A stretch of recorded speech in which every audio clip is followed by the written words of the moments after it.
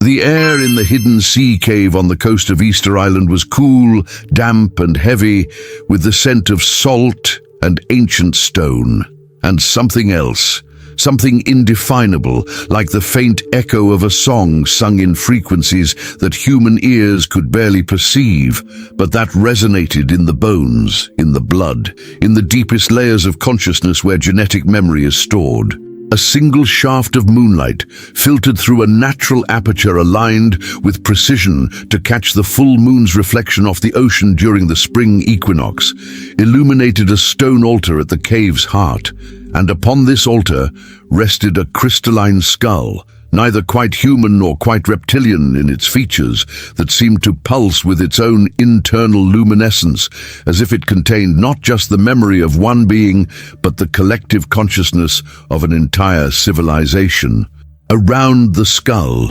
carved into the living rock of the cave walls, in a script that predated all known writing systems, were symbols that seemed to merge the dragon and the feminine form, serpents coiling through sacred geometry, and beneath these symbols ran an inscription that a voice in my consciousness translated without my understanding how she was the last of the dragon queens of Lemuria, the final keeper of the original teachings before the waters rose and the motherland was lost. And in the moment before the cataclysm completed its work, when she knew that everything physical would be destroyed, she made the choice that would echo through all subsequent ages, gathering within herself the essence of the bloodline, the genetic encoding of full consciousness, the activation sequences for human divine potential, and she seeded it forward, not through one lineage but through many,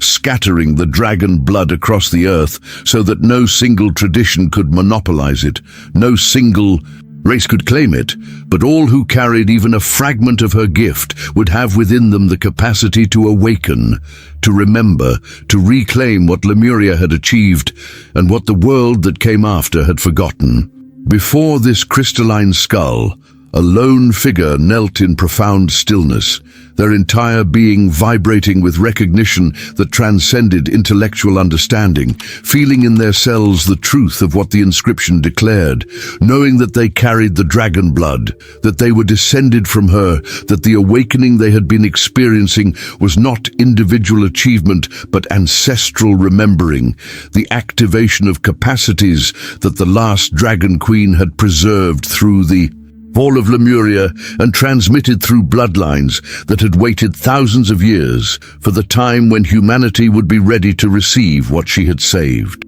What if Lemuria, the mythical Pacific continent that esoteric traditions speak of as the motherland of humanity's first awakening, was not mere legend, but actual civilization that achieved levels of consciousness our world has not regained? And what if its fall was not just geological catastrophe, but deliberate reset by forces that found awakened humanity ungovernable? And what if the dragon queens, who ruled not through domination but through embodiment of divine wisdom, knew the destruction was coming and made the sacred choice to sacrifice everything except the essence, encoding in their own genetics the keys to full human activation and sending these keys forward through carefully chosen bloodlines, creating what occult tradition calls the sacred bloodlines, but understanding them not as exclusive royal families, but as distributed network, ensuring that the dragon blood,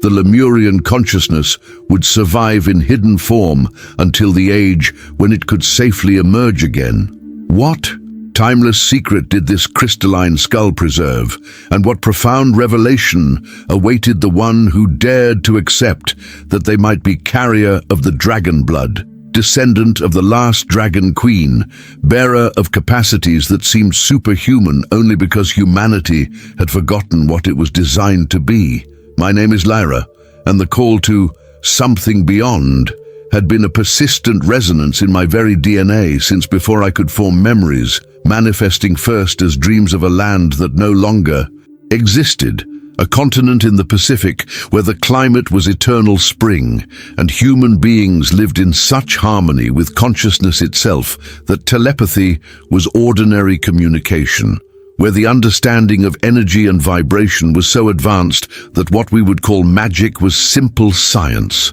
where women called dragon queens embodied the fullest expression of divine feminine wisdom, their kundalini permanently awakened, their consciousness able to perceive and work with multiple dimensions. Simultaneously, in these dreams, I was always one of them, or perhaps I was witnessing through the eyes of an ancestor, feeling what she felt as she stood on a high temple, watching the ocean begin its terrible rising, knowing that everything her civilization had built over thousands of years was about to be destroyed, feeling the grief of that knowledge, but also the determination that what mattered most would not be lost. The dreams always ended the same way, with her gathering a council of the other dragon queens, and together they performed a ritual I could feel but not quite understand, something that involved taking the essence of their awakened genetics, the actual biological encoding of consciousness capacities that Lemurians had developed,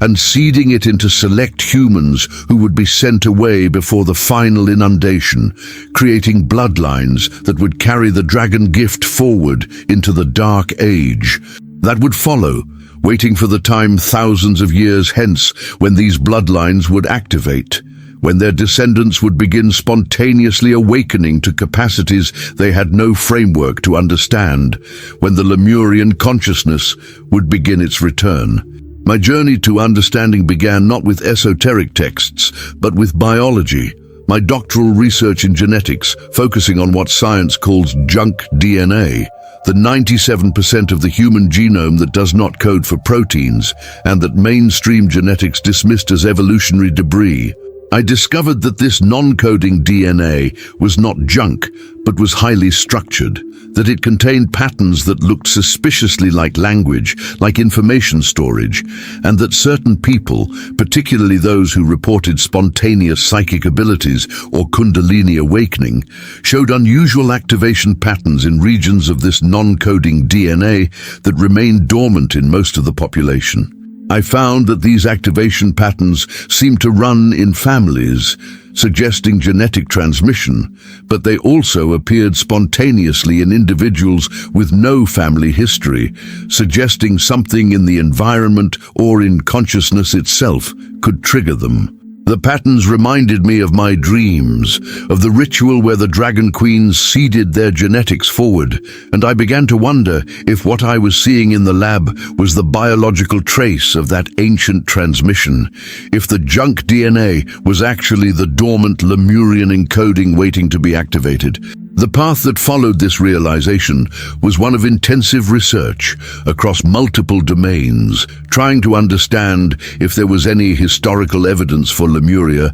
beyond theosophical speculation, any trace of the dragon queens in mythology or archaeology, any validation that my dreams were memory rather than fantasy. I found that while academic science dismissed Lemuria as pseudo-scientific myth, there were geological anomalies in the Pacific, underwater structures off various islands that suggested land masses now submerged, and oral traditions across Polynesia that insisted their ancestors had come from a great land that had sunk beneath the waves. I discovered that the title Dragon Queen appeared in mythology from widely separated cultures, from China to Mesoamerica to the Mediterranean, always associated with wisdom, with serpent power, with a golden age before catastrophe. Each discovery brought resistance, both internal and external. There was the scientific establishment that insisted I was conflating mythology with genetics, that there was no mechanism by which consciousness could be genetically encoded and transmitted. There was my own rational mind struggling to accept that my dreams might be actual ancestral memories rather than symbolic processing. There was the existential weight of considering that if the dragon blood was real, if I carried it, then I had responsibility to activate it, to become what my ancestors had been, to serve the return of Lemurian consciousness regardless of personal cost. Yet there were also validations, moments when the research led somewhere that confirmed the pattern in ways I couldn't dismiss. A mitochondrial DNA study showing that certain Pacific Island populations carried genetic markers that suggested ancestry from a source population that no longer existed in any known location. Archaeological evidence of advanced astronomical and architectural knowledge in pre-Columbian Pacific cultures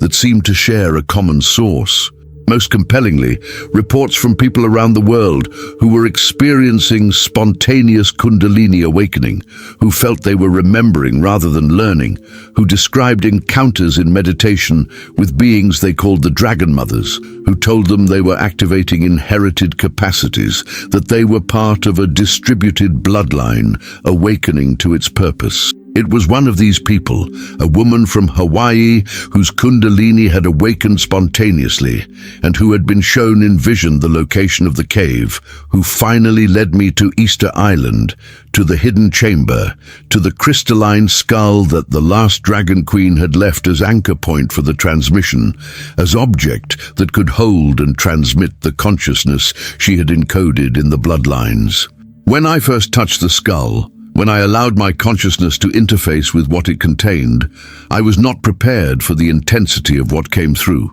It was not vision in the ordinary sense, but direct download of information, of memory, of consciousness itself flowing from the skull into my awareness as if a dam had burst. I experienced Lemuria not as mythical fantasy, but as lived reality, feeling in my body what it had been like to live in that civilization, to have telepathy as natural as speech, to work directly with energy and consciousness to shape reality, to understand that matter and spirit were not separate, but were different frequencies of the same unified field. I saw that the Dragon Queens had been not rulers in the conventional sense, but were women who had achieved the fullest activation of human potential, whose Kundalini had risen completely and permanently, whose consciousness operated from the crown chakra in constant communion with higher dimensions, while remaining fully present in the physical, and that they served as teachers, as healers,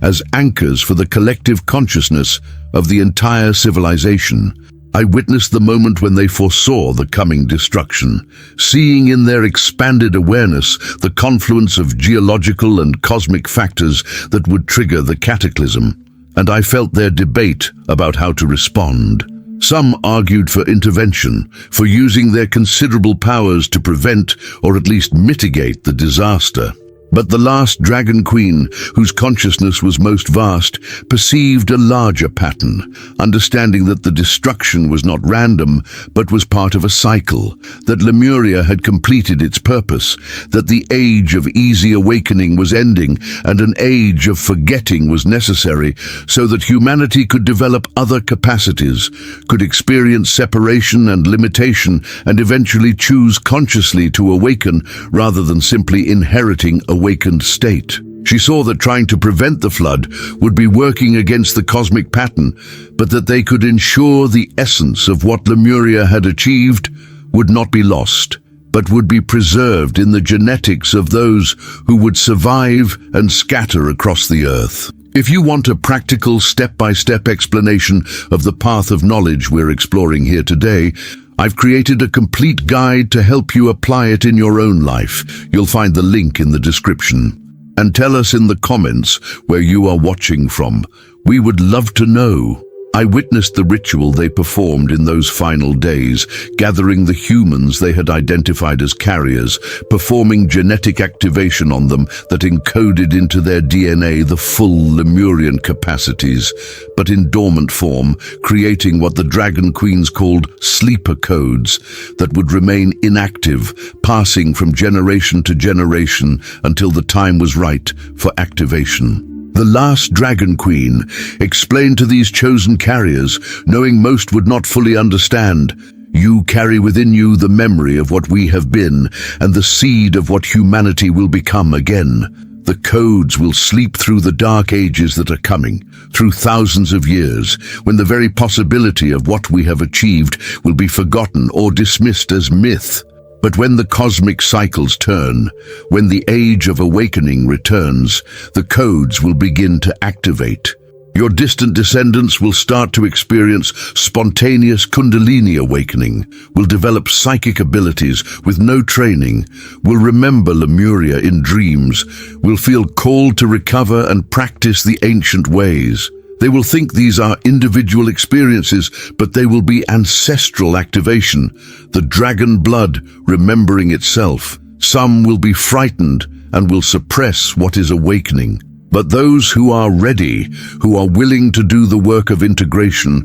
who can handle the responsibility of these capacities, they will become the bridge between what we were and what humanity will be. They will anchor the return of Lemurian consciousness in a world that desperately needs what we understood, that needs the integration of divine feminine wisdom, that needs to remember that consciousness and matter are one, that separation is illusion, that we are all connected in the field of awareness that the Lemurians knew and lived within. I saw them send the carriers away in boats, scattering them in different directions to ensure the dragon blood would be distributed widely, would appear in many cultures, many lands, many lineages. And I saw the last dragon queen remain behind as the waters rose, choosing to die with Lemuria, but first performing one final act, encoding her own consciousness, the fullest activation of the dragon power that any being had achieved, into the crystalline skull,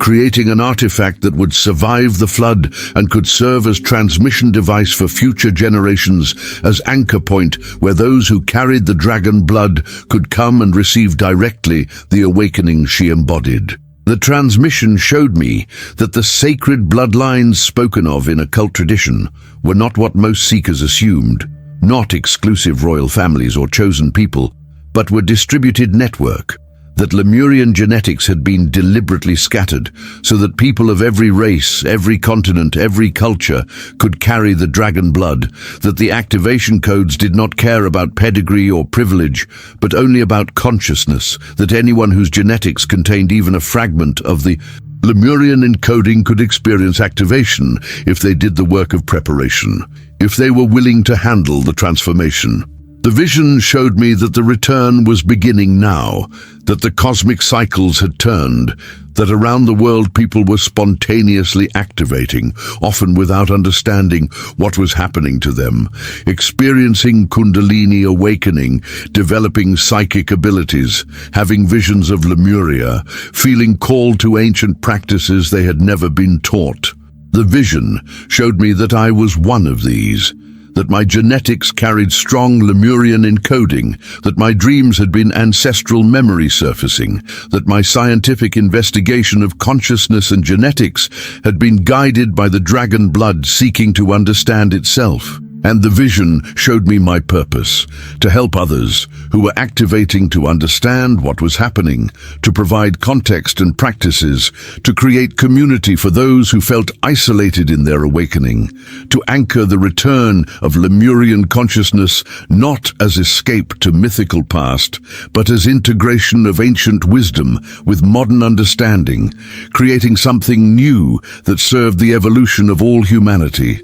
When the transmission from the skull finally released me, I found myself on the cave floor, my body vibrating with energy, tears streaming down my face, understanding both the gift and the burden of what I carried. The months that followed were of profound integration and decision. I withdrew from academic life, spent time in contemplation, allowed the implications of what I had experienced to fully settle. I understood now that the dragon blood was real, that I carried it, that the spontaneous activations I had been experiencing were genetic awakening, ancestral capacities coming online. I understood that I had responsibility to the lineage, to the last dragon queen, who had sacrificed everything to preserve the Lemurian essence, to help others who were activating, to anchor the wisdom that wanted to return. I began teaching, creating spaces where those who felt the call of the dragon blood